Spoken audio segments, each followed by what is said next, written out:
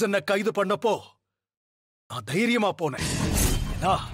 சாருவோட சாவுக்கு நான் காரணம் இல்லைன்னு என் மனசாட்சிக்கு தெரியும். மனசாட்சிக்கு விரோதமா யாராலையும் எப்பவும் நடந்துட்டு இருக்க முடியாது. இப்ப சொல்லுங்க, மனசாட்சியை தொட்டு சொல்லுங்க. அப்போ அப்போ 2 பேரும் தப்பு பண்ணிருக்கீங்க.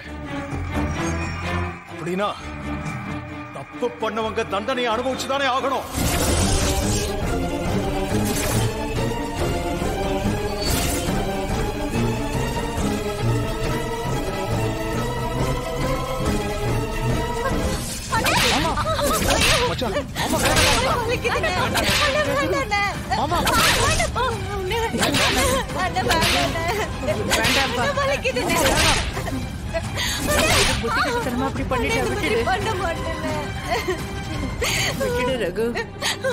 வலிக்குதுண்ணா, இனிமே இந்த தப்பு பண்ண மாட்டேன்.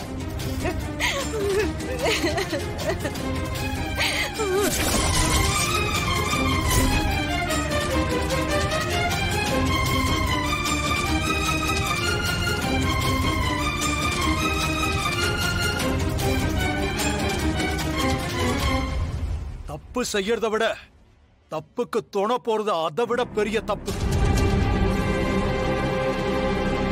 அப்போ உனக்கும் தண்டனை கிடைச்சுதானே ஆகணும்.